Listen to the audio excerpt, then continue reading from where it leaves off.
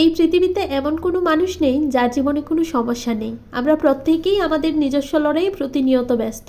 যদি কখনো মনে হয় জীবন খুব কঠিন, যদি মনে হয় দুশ্চিন্তার পাহাড় জমে উঠেছে, তখন নিজেকে স্মরণ করিয়ে দিন, আমি পারবো।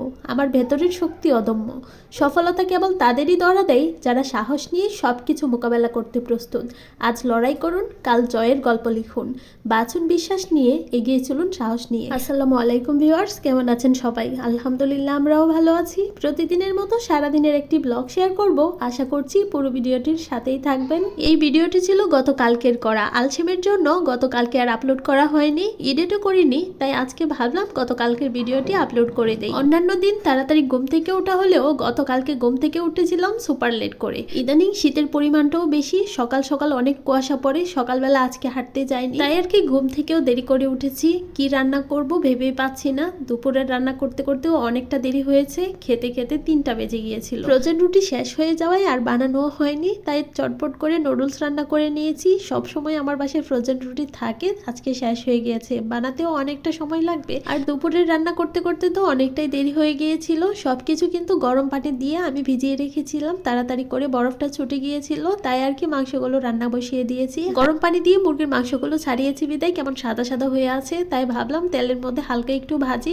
পাকিস্তানি মুরগি বা দেশি মুরগির রোস্টগুলো না ভেজে রান্না করলেই ভালো লাগে, তেমন শক্ত হয় না, একটু নরম থাকে। গতকালকে রোস্ট রান্না করেছি, শক্তই হয়ে গিয়েছিল।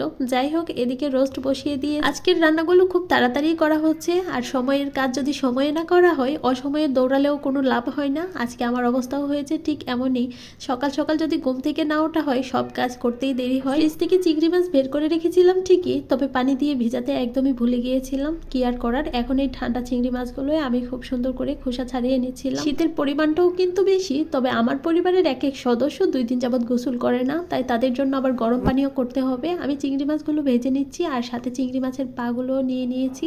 এগুলো যখন হালকা একটু ভাজা হয়ে যাবে, তখন আমি মশলাগুলো কষিয়ে নিয়েছি। মশলা কষিয়ে আমি চিংড়ি মাছটা বসিয়ে দিয়েছি, আর অন্য পাশে হচ্ছে গরম পানি বসিয়ে দিয়েছি গোসল করার জন্য। যখন হাতে অনেকটা সময় থাকে, তখন রান্নার কাজ সবকিছু আগে থেকে গুছিয়ে নেই। আর আজকে যেহেতু সময় নেই, একটা রান্না করছি, অন্য আরেকটা রেডি করছি। গরম পানি হয়ে গেছে, তাই এদিকে হচ্ছে পোলাও বসিয়ে দিচ্ছি। অন্যান্য সময় পোলাওর মধ্যে পেঁয়াজ ব্যবহার করি না, খুবই কম তেলে পেঁয়াজ ছাড়া আমি পোলাওটা রান্না করি। আজকে অল্প একটু পেঁয়াজ দিয়েছি আর অল্প একটু তেল। যাই হোক, সবকিছুকে সুন্দর করে ভেজে নিয়ে তারপরে এর মধ্যে আমি ঠান্ডা পানি দিয়েছি। গরম পানি শেষ হয়ে গেছে, তাই আর কি ঠান্ডা পানিটা দিয়েছি। ছেলের পছন্দের মটরশুঁটি দিয়েছি, সাথে হচ্ছে গাজর আর গরু দুধ, স্বাদ মতো লবণ দিয়ে ঢাকনা দিয়ে জাল করে নিয়েছিলাম বলক আসার আগ পর্যন্ত, কারণ এর মধ্যে ঠান্ডা পানি ব্যবহার করা হয়েছিল। আজকের ভিডিওটি এখানেই শেষ করছি। কেমন হয়েছে কমেন্ট করে জানাবেন। সবাই অনেক বেশি ভালো থাকবেন, আমাদের জন্য দোয়া করবেন। আল্লাহ হাফেজ।